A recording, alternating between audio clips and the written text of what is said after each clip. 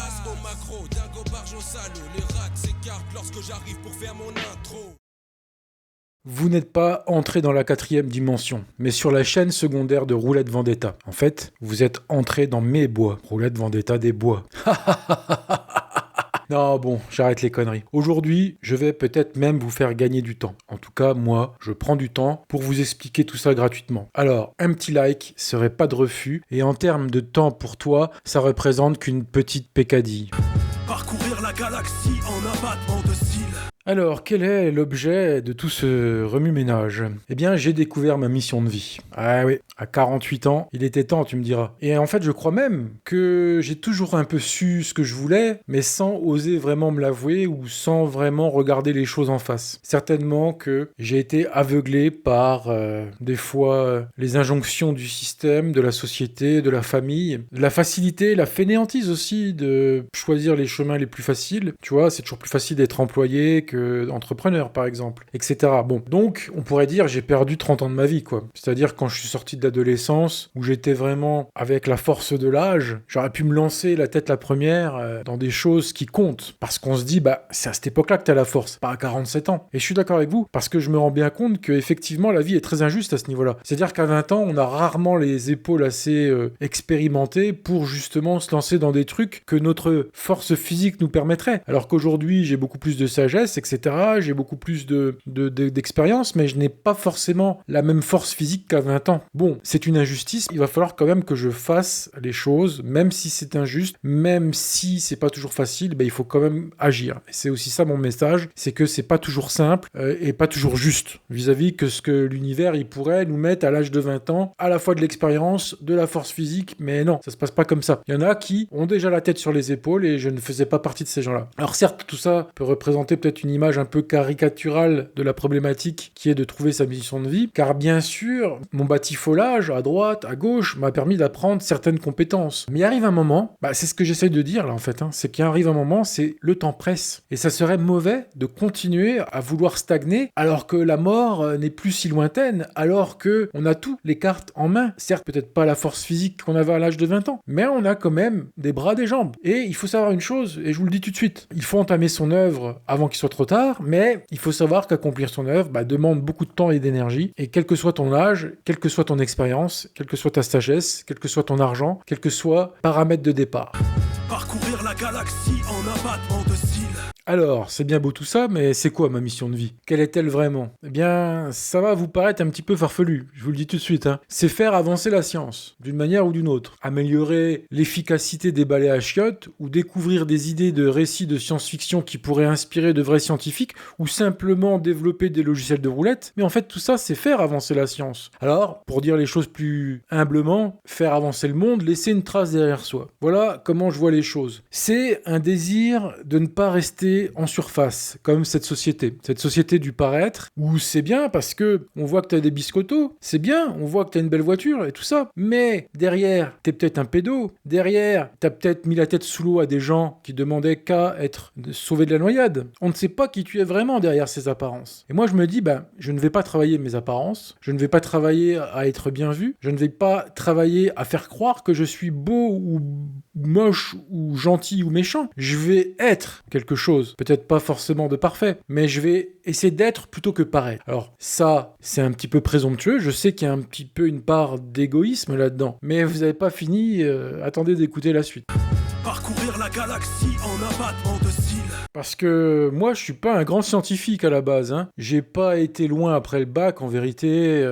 Donc, j'ai fini par comprendre que mon moyen de faire avancer le monde sera d'entreprendre. Voilà le biais, le moyen, le véhicule que j'ai trouvé. Car je sais que je ne peux pas intégrer une grande université ou un grand laboratoire. Ça m'est interdit, vu mon manque de compétences dans la science. Donc, faire avancer la science, non, il faudra le faire par un moyen détourné. Et je pense que beaucoup d'entrepreneurs sont dans cet esprit-là. Ils ne peuvent pas attaquer de front à changer le monde, mais finalement, on voit qu'Elon Musk, par le biais de l'entrepreneuriat, a fini par changer le monde à tout jamais. Il nous promet de nous emmener sur d'autres planètes. Alors, certes, c'est une promesse, mais rien que le fait de vous le promettre et que vous achetez ces actions en bourse, vous voyez que tout ça, c'est pas du flan. Il y a quand même réellement une possibilité pour l'entrepreneur de faire des choses grandes, en fait. Et c'est ça qui me plaît dans l'entrepreneuriat. C'est pas finalement l'argent. L'argent n'est pas le point central à mes yeux, et je pense que tous ceux qui voudront entreprendre en n'ayant qu'à leur esprit cet aspect d'argent. Et malheureusement, la réalité, comme je vous dis, l'univers est assez injuste dans le sens où, quand on entreprend, il y a des charges, il y a des frais divers qui vous obligent à penser quand même à l'argent et qui font que des fois, vous allez peut-être vous écarter du droit chemin, peut-être que vous allez proposer des nouveaux services qui sont pas en adéquation avec votre vous du départ, le vous qui avait pris la décision d'entreprendre et de créer tel ou tel service ou produit. À l'époque, vous aviez certaines valeurs morales, vous étiez dans une optique qui était différente parce qu'après, il y a cette pression justement fiscale, monétaire de la réussite de votre entreprise pour ne pas qu'elle coule, qui a pu entre-temps froisser votre vision des choses. Et moi, c'est pour ça que je prends mon temps. Je ne veux pas que ça arrive en fait. Je préfère mettre 5, 6, 7, 8 ans de plus. Tu vois, je préfère même que mon entreprise, elle commence à être rentable seulement à 60 ans, dans 10 ans, qu'elle le soit rapidement, mais que ça m'oblige à faire des choix qui contredisent mon âme en fait. Alors je prends un risque en faisant ça. Parce qu'en attendant, je peux crever de faim tout simplement. Parce que normalement, le but d'une entreprise, c'est rapidement vous donner de quoi vous acheter à manger. Parce que, en fait, la plupart des entrepreneurs, ils ne font que s'acheter à manger et avoir un toit. Faut pas croire que la plupart ont beaucoup d'argent. Ça, c'est pas, c'est des mensonges d'internet, ça. En fait, il y a très peu d'entrepreneurs qui vivent bien parce qu'il faut toujours se réinventer. Il faut toujours trouver le moyen et la force d'améliorer son business. Donc, je pense qu'il est très important d'avoir des fondations solides dans ce que vous faites pour ne pas en pâtir par la suite. Démarrer vite, selon moi, et avoir des résultats vite peut se faire aux dépens de la structure, peut se faire aux dépens de votre âme aussi. Voilà. Parcourir la galaxie en abattement de cils. Peut-être que vous, qui êtes en train de m'écouter, avez envie de faire cela, d'entreprendre. Alors voilà, c'est pas toujours facile de trouver comment le faire. Alors moi, je vais vous donner mon point de vue là-dessus. Surtout si vous n'avez pas le budget pour vous offrir un coach de vie comme j'ai pu le faire en sollicitant Eric Bachet, un très bon coach. Moi, je vais vous expliquer un peu, voilà, la méthode un petit peu MacGyver. En clair, ça tient en 4 mots. Faites de la merde. Faites de la merde, faites de la merde, faites de la merde. Et au bout d'un moment, il y a quelque chose qui va sortir qu'on appelle un diamant. Moi, regardez, pendant plusieurs années, j'ai fait de la merde sur YouTube avec ma chaîne voilà, de roulettes, de machin. Et puis, au bout d'un an ou deux, j'ai commencé à avoir des idées qui sortaient un peu du lot. J'ai commencé de travailler ma patte, mon identité. Parce que pour moi, c'est très important de se forger sa propre identité. Je ne suis incapable, par exemple, de dire, tiens, voilà telle vidéo sur Internet qui a cartonné. Bon, on va extraire le template, voir comment cette vidéo a été constituée. Et hop, je vais faire pareil. Non, moi, petit à petit, j'ai construit mon propre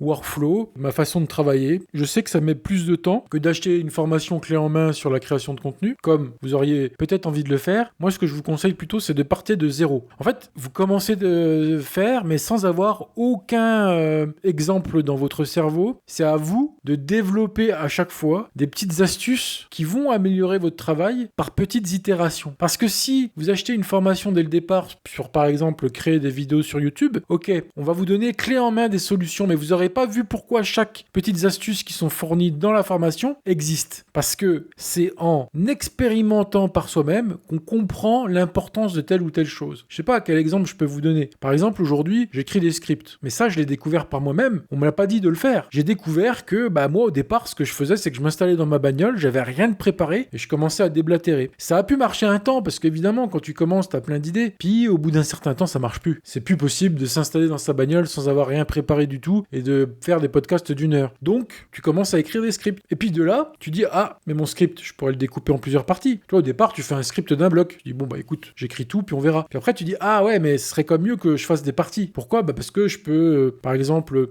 énoncer une partie un jour, l'enregistrer, puis en faire une autre jour, etc. Donc les choses deviennent beaucoup plus fluides, beaucoup plus, comment dirais-je, adaptées à un rythme de vie humain. Parce que au départ, créer du contenu, tu vas tomber dans le piège que ça va te bouffer ta vie, en fait. Et après, tu vas découvrir des stratégies qui te permettent de vivre tout à fait normalement, tout en produisant du contenu. Ce qui peut paraître assez paradoxal quand tu vois le rythme, la cadence de certains sur YouTube. Tu te dis, putain, moi je sais que j'adore certains YouTubeurs et je suis effaré. Je dis, mais comment ils font ? Et simplement, ils sont bien organisés. T'as l'impression qu'ils sont partout. Ils sont sur YouTube, ils sont sur Instagram, ils sont sur Facebook, ils sont à droite. T'as l'impression que le mec, il se démultiplie. Alors non seulement, il y a une question d'organisation, puis maintenant, il y a les outils comme l'intelligence artificielle qui permettent vraiment, de mieux t'organiser. Ça va pas travailler à ta place. Tous ces ces outils, quels qu'ils soient, toutes ces façons de faire, tout ce que tu vas découvrir, c'est comment être plus productif. Point. Et c'est la clé, à mon avis, du succès sur Internet, c'est l'organisation. Internet, c'est un puits sans fond. Tu peux regarder du contenu 24 heures sur 24. Tu peux produire du contenu 24 heures sur 24. Parce qu'on nous dit oui, c'est pas bien de scroller, de machin bidule, mais est-ce qu'on vous a déjà dit que vous pouvez pas passer votre temps à travailler non plus? On vous l'a jamais dit ça? Moi je vous le dis. Donc en fait, ça aussi, c'est une question d'organisation. Enfin voilà, j'ai essayé de vous apporter déjà un éclairage sur l'entrepreneuriat en tant que tel. Passons à la suite. Parcourir la galaxie en abattement de cils. Deux choses importantes à mes yeux. La première, c'est qu'il faut accepter l'idée qu'entreprendre signifie que l'on peut échouer. Comme à la roulette, il y a un facteur chance au-delà du facteur humain. Et deuxième chose, il n'y aura que 1 à 2% de vos idées qui seront bonnes en fait, tout simplement. Le reste, au mieux, c'est bac jaune, dans le meilleur des cas. C'est-à-dire que même si une idée n'est pas exploitable en tant que telle, elle peut servir éventuellement plus tard pour vous forger ou vous aider dans la création d'une autre idée qui, elle, peut-être marchera mieux. Mais dans le pire des cas, cette idée finit dans le bac violet direction la décharge municipale. On peut rien y faire. Encore une fois de plus, il faut apprendre à l'accepter. Comme je vous l'ai dit tout à l'heure, il faut accepter l'injustice de la vieillesse, l'injustice de la chance, et ça en fait partie. Il y a une grande part de chance dans les idées que vous allez mettre au point. Vous aurez beau avoir le cœur pur, vous aurez beau ne pas être là que pour l'argent, vous êtes quand même là pour que vous ayez au moins une audience et que vous ayez au moins un impact. Même s'il n'est pas financier, vous voulez avoir de l'impact. En fait, vous voulez avoir des idées qui ont un certain impact. Et c'est ça que j'ai apprécié au début quand j'ai fait ma chaîne. Je me suis aperçu que, ok,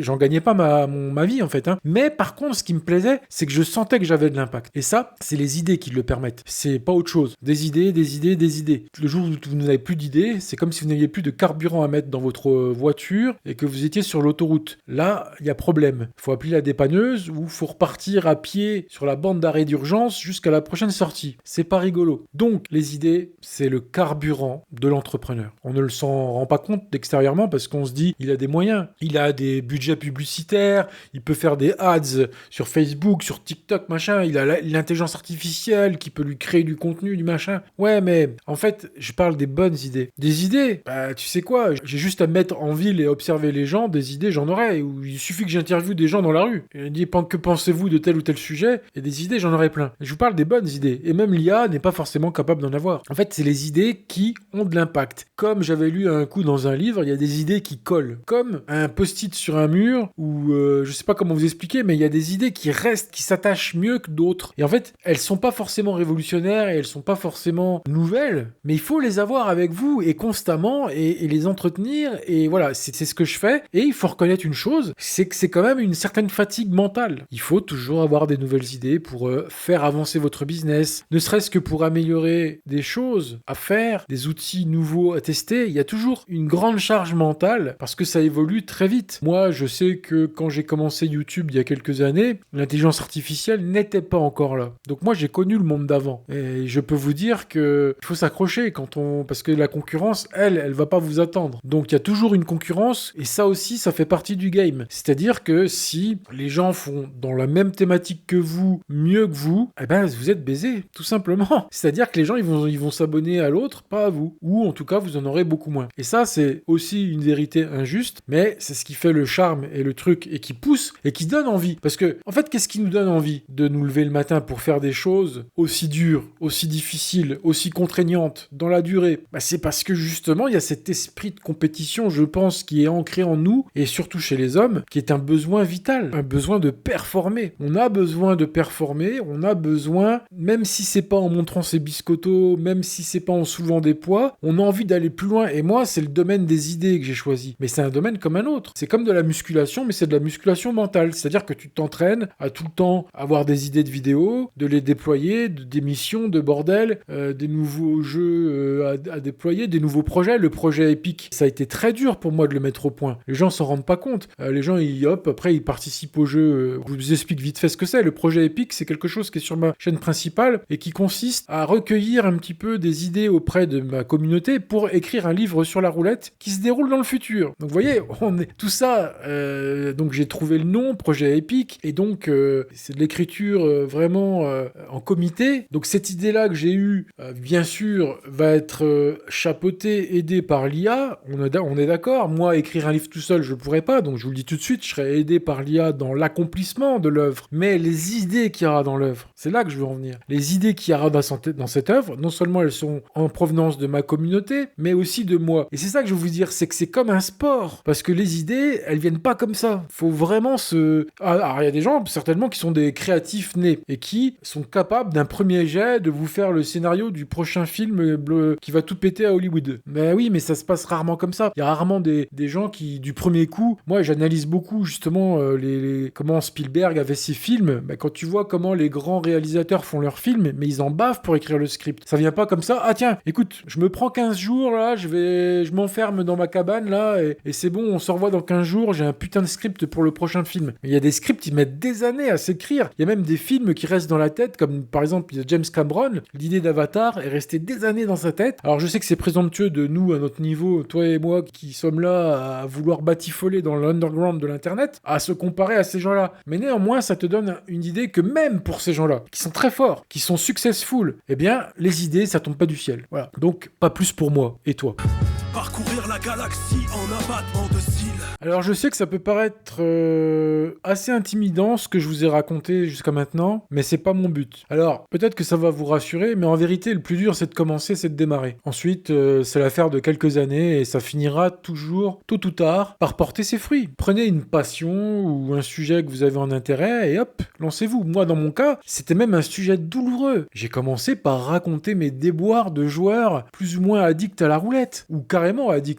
Voilà, j'ai encore un peu de mal à l'admettre, mais à une époque, j'étais addict, tout simplement. Et il faut être capable de faire de sujets douloureux des sujets positifs, parce que c'est ça, la magie de l'entrepreneuriat. C'est que, à la base, on est là pour régler des soucis, régler des problèmes, aider les gens. Mais souvent, ça part d'une vraie peine de départ, une vraie douleur au départ. Et c'est comme ça, souvent, que les bons produits se font. Une bonne start-up, en général, elle vient résoudre quelque chose de douloureux, difficile à accomplir ou qui prend du temps à un grand nombre de gens. Et donc, c'est pour ça que ma chaîne a eu un certain succès au départ, parce qu'elle venait répondre à quelque chose qui n'existait pas en France. C'est-à-dire l'état d'esprit que pouvait ressentir un joueur de roulette, mais sans filtrage, vraiment ce qu'il ressent, quoi. Quel est vraiment son parcours en tant que joueur, du début jusqu'à la fin. Et même quand je suis rentré dans une école de roulette à un moment donné sur Internet, qui est chapeautée par Juliette Joetz, eh bien, même tout ça, ça a été difficile. Et même, en fait, à chaque fois, c'est la réalité. Voilà. Le truc important de comprendre aussi, c'est que vous pouvez baser votre système sur des IA qui font des fausses vidéos, des fake trucs, quoi. Mais ça tiendra pas dans la longueur. En fait, si vous voulez construire quelque chose qui sera capable de franchir la barre des 5 ans, des 10 ans, des 15 ans, il faut bâtir sur du concret, du réel, sur des émotions réelles. Et c'est ça qui marchera pour moi. C'est pour ça que je suis persuadé que j'y arriverai. Parce que je sais que je bâtis ce que je fais sur du réel, de l'humain. Évidemment que en 3 mois, tu peux faire une fausse chaîne YouTube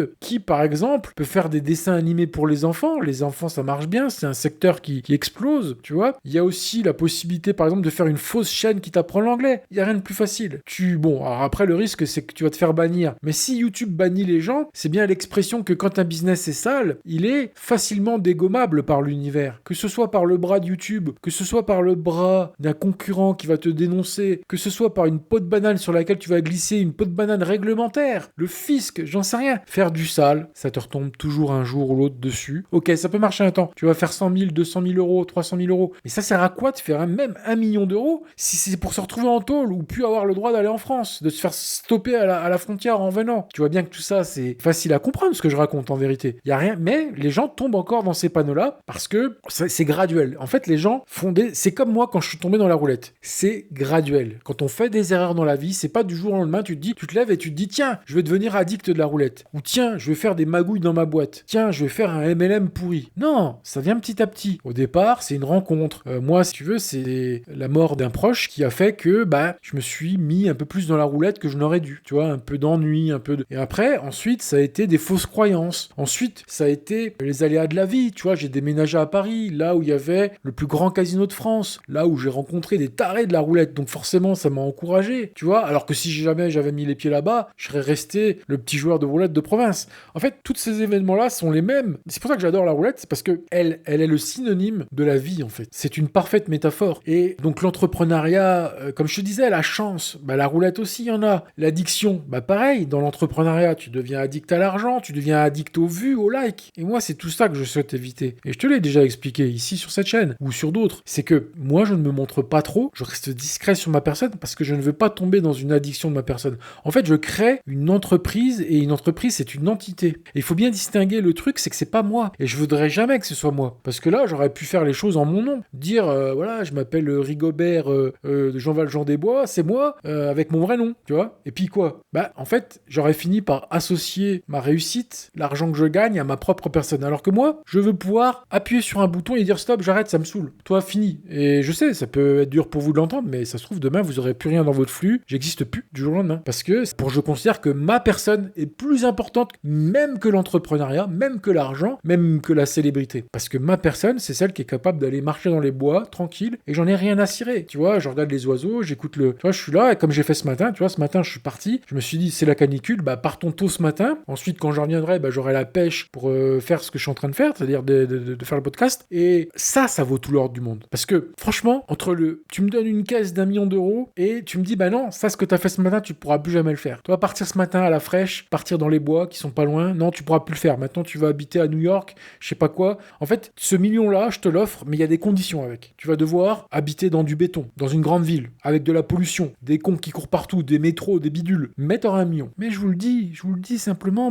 non, je préfère encore être au RSA. Je veux dire un truc, t'es à la Cambrousse, au fin fond de l'Ardèche. Tu te payes une tente, tu vas chercher ton RSA, tu vis quoi. Tu vois, on est dans un pays où il y a toujours moyen de vivre, malgré tout. Ce qu'on peut te dire, qu'il faut être millionnaire ou être riche, avoir une villa, des voitures, De toute façon, plus t'en as, plus t'en donneras aux impôts. Alors c'est pour ça que les impôts, ils sont contents derrière de te pousser à la consommation. Le système te pousse forcément dans tes retranchements les plus horribles, puisque c'est inclus dans notre ADN à la base. Comme je vous l'ai dit, tout est inclus en nous. Le désir de compétition, le désir de paraître au lieu d'être, tout ça, c'est des choses. Eux, ils ont juste à tirer sur des ficelles. Donc moi, ce que je fais d'emblée, je me carapate dans mon truc pour éviter ça. Comme ça, tu peux toujours essayer de loin de m'atteindre, mais moi, je suis derrière un bouclier. Voilà, je suis secret, c'est Roulette Vendetta. Mais Roulette Vendetta, tu pourras le chercher en France partout où tu veux, tu pourras sillonner villes et campagnes, jamais tu le retrouveras pour l'emmerder. Parce que si tu me retrouves, c'est juste pour une chose, ce serait pour m'ennuyer. Tu crois que je serais content, tu me dis ouais, je suis fan de toi. Moi, j'ai pas de fan, y a rien. Tu vois, je m'en fous. Moi, ce que je te dis, je fais avancer la science. Si toi, ça peut t'aider derrière, c'est aussi le but, tu vois. Mais c'est pas le but, c'est que tu m'idolâtres. Ça non plus, ça sert à rien. En fait, je te montre qui je suis au moment où je le suis, avec les failles que j'ai. Si demain, j'ai un gros furoncle qui m'empêche de m'asseoir, tu sais quoi, je te le dirai. Et ça fera un podcast. Et on essaiera d'en tirer le positif, de constructif. Tout comme quand j'étais un gogol qui avait perdu 20 000 euros à la roulette.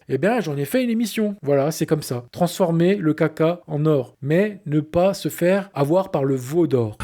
Parcourir la galaxie en abattement de cils. Ça y est, voici venir le temps de la conclusion, parce qu'on peut pas parler pendant des heures sans dire de conneries et que je commence à en dire quelques-unes, j'ai l'impression. Justement, on va parler d'un truc pour conclure qui est important et qui est le sujet le plus douloureux, je pense pour moi, c'est les emmerdeurs. Ceux que l'on peut appeler détracteurs, trolls, en tout genre, bien poilus, bref, tous ceux qui ont essayé de me freiner. Et franchement, il y en a eu beaucoup. Alors que j'avais pas une énorme audience, alors que je n'ai pas un grand impact sur le monde. Mais le truc incroyable, c'est que c'est grâce à eux que j'en suis là. Ils ont aidé ma personne à avancer en me tannant la peau comme du bon vieux cuir, car le monde du business, même si je l'aborde avec de bonnes intentions, reste un monde sans pitié, façon Dallas du Texas. Une chose importante, ne faites confiance à personne, à part si le danger que représente le fait de vous associer avec une personne est inférieur aux bénéfices que vous obtiendrez grâce à elle,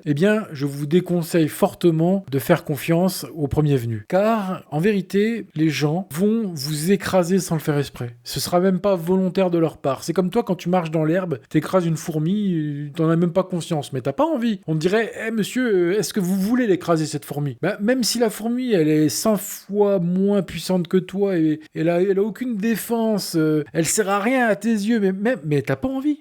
T'as pas envie de base de l'écraser. Si tu peux, tu l'évites. Mais en fait, les gens, ils te font du mal, mais ils s'en rendent pas forcément compte et c'est pas forcément leur but premier. Et c'est simplement que pour eux, ils ont une vision qui est différente de la tienne. C'est tout. Toi, t'as une vision qui est architecturale. Quand tu entreprends, t'es un architecte. C'est-à-dire que si tu fais telle action, c'est parce que dans ta tête, tu te dis, ça va me servir dans ce cadre-là pour faire tel truc et plus tard, on en fera ça ou ça. Le mec qui arrive, il voit ce que tu viens de faire, mais lui, il croit que t'as posé une grosse bouse au milieu de la pièce. Et ça m'est arrivé une paire de fois. Je te donne un exemple très clair. J'avais fait une chanson par IA qui racontait un peu mon parcours de joueur de roulette. Tiens, si tu veux, je te le mettrai en description. C'est une de mes premières utilisations de l'IA assez poussée. J'ai pris un peu de temps, tu vois, et le résultat est pas fameux. Ça, j'en suis tout à fait conscient. Mais on sent, tu vois, qu'il y a du boulot. C'est-à-dire que ça ne peut pas passer inaperçu que j'y ai mis du temps. Ok, le résultat est pas terrible, tu vois. Le choix de la musique dans Suno que j'ai utilisé, ou les paroles, bref, c'est pas le top. Mais moi, j'étais content de le faire parce que je savais que ça rentrait, si tu veux, dans une démarche spécifique à ce que je souhaite faire dans mon entreprise, dans mon projet. On va pas dire que c'est vraiment encore au stade d'entreprise à l'heure actuelle, mais on va dire de projet de vie. Moi, c'est un projet de vie de créer des choses. Oui, l'argent, c'est secondaire, donc c'est pas vraiment l'entrepreneuriat. L'entrepreneuriat, son premier but, c'est quand même d'être rentable. Alors moi, je vais appeler ça projet perso. À ce moment-là, soyons humbles. Appelons tout ce que je fais projet perso sur mon temps libre. Ok, d'accord. Mais néanmoins, il y a une personne qui, m'a descendu en flèche, en fait. Et quelqu'un que j'appréciais, tu vois. Mais il l'a pas fait exprès. Lui, si tu veux, il arrive. On lui demande presque pas son avis. Enfin, c'est pas qu'on lui demandait son avis, mais c'est qu'il a le droit. En fait, quand tu postes quelque chose sur Internet, t'as le droit. En fait, t'as surtout le droit de t'attendre à avoir des critiques. Donc moi, je m'y attendais pas parce que moi, mon espace intérieur était focalisé sur justement les résultats que moi je recherchais à ce moment-là et ce que je voulais. Mais la personne qui arrive sur Internet, elle voit pas ça. Elle voit ce que tu viens de faire. Et ça, c'est difficile. C'est un des trucs les plus difficiles qu'il y a dans la création de contenu au sein de ton projet perso ou peut-être même d'entrepreneuriat. C'est-à-dire que toi, tu sais pourquoi tu fais quelque chose. Les gens, eux, ils voient ce que ça leur apporte sur le moment. Ils voient le résultat concret, visible. Et là, il y a forcément décalage. Et en fait, si tu veux les contenter, ces gens-là, il va falloir que tu les abrutisses. Et c'est ça, le contenu de masse. C'est que pour éviter que la personne soit mécontente, tu vas l'abrutir. Parce que c'est un moyen d'étouffer sa réflexion. Quand tu fais des trucs avec sincérité, tu lui présentes ce que tu as dans le cœur directement. Si tu as envie de faire une chanson de rap de d'IA avec des images animées que tu as fait sur Gemini, je sais pas quoi, et qu'à la fin ça te plaît, c'est ton truc, mais que la personne qui arrive s'est dit ah putain, encore du slop AI, c'est de la sloperie, c'est dégueulasse, mais sans chercher vraiment à comprendre le pourquoi du comment, en même temps elle est dans son bon droit, elle est consommatrice, elle est visiteuse, elle est ce que tu veux, elle a pas autre chose, elle a pas à se casser la tête pour ce que tu fais. Et c'est là le paradoxe du truc, c'est que toi t'as envie d'être toi-même en face de spectateurs, mais qui eux ont le droit de pas kiffer ce que tu fais. Mais aussi ta capacité d'avancer, c'est accepter la critique parce que quoi qu'il en soit, même si cette personne-là, je suis en désaccord finalement avec son conseil, qui grosso modo, c'était de ne pas faire ce que j'ai fait. En clair, ce qu'elle est en train de me dire, c'est que ce que j'avais fait était parfaitement inutile. Mais en fait, ça t'aide à construire quelque chose de moins en moins critiquable. Parce que, en fait, ok, je ne prends pas la trajectoire d'abrutir les gens, mais il y en a une autre. C'est de rendre ce que je fais moins critiquable, moins attaquable, parce que peut-être plus utile, parce que peut-être un peu mieux fait. Et donc, ça veut dire une chose, c'est que tous ces emmerdeurs, ces trolls poilus, tous ces trucs qui, au départ, te feraient presque tomber en dépression. Parce qu'au départ, moi, j'étais presque déprimé au départ de tout ça. Tu sais, des gens qui viennent commenter juste pour faire du buzz. Parce que tu sais, il y en a, ils viennent sur ta chaîne, mais commenter juste pour que eux, leur chaîne, elle soit bien vue. Au départ, je trouvais ça un petit peu, c'était la publicité au sein même de mes commentaires, quelque part. Et au départ, ça me donnait de l'urticaire. Et puis avec le temps, tu sais ce que je fais ? Je fais pareil. Ok, faut accepter le game. Ok, il y en a, ils viennent, ils en ont rien à foutre. Tu vois, tout ce que je mets en place, ils en ont rien à foutre du fond. Ils sont là juste pour poser un truc. Ouais, mais en vérité, je me suis aperçu d'un truc, c'était que je faisais la même chose. C'est-à-dire que souvent, les trucs qui nous donnent de l'urticaire, en grattant bien, en cherchant bien, on fait pareil aux autres. Et ça, c'est pour vrai, ce que je te dis, c'est vraiment une expérience que j'ai vécue et qui m'a montré que, en fait, s'exposer en faisant du contenu, c'est bien. Parce que ça va te faire monter en gamme sur le regard que tu as sur le monde et sur toi-même, parce que tu vas t'apercevoir que les trucs que tu kiffes pas, quand on te fait un commentaire, mais toi, de temps en temps, t'en fais des commentaires ailleurs. Et après, tu dis, ah ouais, ok, bah moi, je suis pareil, en fait. Mais au départ, tu le sais pas parce que t'es pas dans la place du créateur. En fait, c'est toujours facile d'aller critiquer un film, critiquer n'importe quelle œuvre, critiquer le match d'un joueur, critiquer, jusqu'à ce que c'est toi qui mets les crampons, tu vois, qui va courir 90 minutes en plein soleil. Là, la critique, tu l'as moins. Donc c'est pareil dans la vie. Je pense que ce que je recherche aussi à travers le projet que je mets en place, c'est tout simplement une autocritique que je peux me faire en essayant de m'améliorer. Et je trouve que c'est sain, c'est bon pour une personne de créer du contenu parce que ça l'oblige à être un petit peu plus à l'écoute du monde et ça l'oblige aussi à avoir une volonté de mieux satisfaire quelque part le visiteur, alors qu'à la base, c'est pas ce que je pensais au départ. Tu vois, quand j'ai créé mon contenu, je ne pensais qu'à moi, je ne pensais qu'à vider mon sac, je ne pensais qu'à parler de moi en fait finalement. Puis avec le temps, je me suis bien aperçu que ça peut pas durer éternellement ce genre de comportement. Et c'est ce que je racontais justement dans ma chaîne principale, dans Hervé le Bolos, cette vidéo-là qui est la dernière en date justement, et qui explique que je franchis un cap en voulant vraiment apporter quelque chose, en l'occurrence en expliquant comment faire ses propres logiciels de roulette. Ça veut dire que je vais donner de mon temps pour que les autres montent en compétences. C'est plus simplement parler de mes déboires de roulette, parler de mes états d'âme, de mes voyages en Suisse, de ci, de ça. Ok, c'est bien, mais à un moment donné, la création de contenu m'a fait comprendre que tu dois déjà te poser la question comment je peux être utile. Et c'est vrai que ça rentre aussi dans ma volonté d'être rentable un jour avec cette chaîne, ça c'est sûr. Mais en fait, il y a parfaite conjonction en ce moment entre ces deux constats. Oui, j'ai envie de monter en gamme pour des questions simplement de qualité entrepreneuriale, j'ai envie de dire, pour peut-être un jour que ça se transforme vraiment en quelque chose de rentable. Mais il y a aussi cette prise de conscience que je ne peux pas tout le temps parler que de moi sans rien apporter, tu vois. À part le côté, c'est mon expérience, regardez, profitez-en. Mais les gens, j'ai compris un truc, c'est qu'ils seront jamais dans la même position que moi. Donc tu peux raconter tes trucs, mais ça les aide pas les gens. Parce qu'ils sont pas au même momentum dans leur vie que toi. Ils sont, même demain, un joueur débutant de roulette, il va pouvoir écouter ce que je dis, mais il faut que j'aille plus loin, tu vois. Si je lui explique comment faire ses propres logiciels de roulette, ça c'est concret. Alors c'est sûr, ça va être dur, et à l'heure où je te parle, je sais pas si j'y arriverai. Tu vois, c'est ça la réalité. La réalité où je te parle, c'est que ce nouveau projet que j'ai d'expliquer aux gens, de faire leurs propres applications de roulette grâce à l'IA et compagnie, c'est dur à mettre en place. Est-ce que je vais y arriver ? Est-ce que j'aurai le temps ? Est-ce que j'aurai l'énergie ? Est-ce que ça va pas encore faire un flop monumental comme cette chanson de rap qui est vraiment partie en couille ? Ma foi, on verra bien. C'est comme ça et on peut rien y faire. Il faut accepter que le rouge ou le noir puisse sortir et même le zéro. Ciao.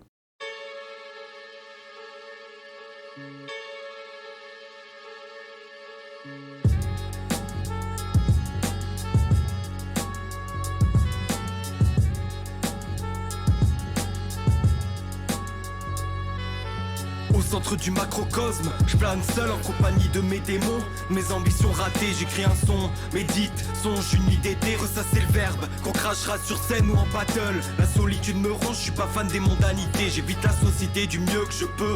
Amoureux des moments de silence, d'art, envieux d'être de beauté sans vos strass. Ici, on redéfinit le jeu, obligé du salariat, t'as laissé ton cadenas. Tout quitter pour mieux, mais sans thune t'es à la rue. Bloqué dans l'engrenage, vers les vides dont je me rue, faut foutre le feu. Abrasif, intemporel, on aime ça. Tu voudrais que je te dise que la vie est un fardeau, rien ne compte. C'est la mort qui nous délivrera, j'attends la chute. Depuis mon aimé, ça c'est bateau, une bataille pour les masses. Voilà mon combat, refaire le monde, le penser, soucieux de notre destin. Que viennent les détracteurs, lobotomisés. Cerveau malade remanié, on le sait bien, mettre en lumière les mensonges, on y est déterminé. Porté par l'infini et ses astres qui scintillent, parcourir la galaxie en abattement de cils, poursuivre le bonheur dans une poussière d'étoiles, recouvrir d'un voile le vide du malheur, l'innocence, l'épitaphe et les secousses du bathyscaphe. À chaque instant son importance, porté par l'infini et ses astres qui scintillent, parcourir la galaxie en abattement de cils. Je n'avais que la nuit comme horizon, l'arrêt du temps où tout se résume en 4 saisons, où se répètent les actions, les bonnes, surtout celles qu'on loupe. Je ressassais d'abord ce qui me dégoûte, ce que je redoute c'est que tu partes avant moi, devoir rire aux éclats. Maudit soit celui qui voudrait que j'y sans ça. Sans toi, la vie serait sans valeur, sans ta mère. et son parfum dans l'air. Des lumières dans l'obscur, des lueurs dans les ténèbres. Ta main qui se serre autour de mon doigt, sois-en sûr. Ce souvenir on ne l'enlèvera pas. Je célèbre un amour infini, le seul qui dure pour toujours. J'ai des câlins de petits bonhommes et même tes pleurs qui résonnent. Depuis ta venue au monde il n'y a plus qu'une seule chose qui compte, ton bonheur. Et je ne serai pas de ceux qui se démontent. Je te promets un avenir et mon épaule, être le père fier de son rôle en apaisant toutes tes peurs. Pendant que mon cœur écrit ça, je regarde l'heure, il est déjà minuit dans l'univers.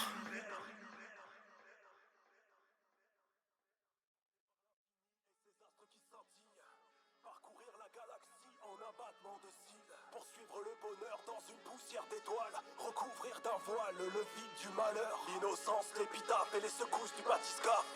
À chaque instant son importance. Porté par l'infini et ses astres qui scintillent. Parcourir la galaxie en un battement de cils. Porté par l'infini et ses astres qui scintillent.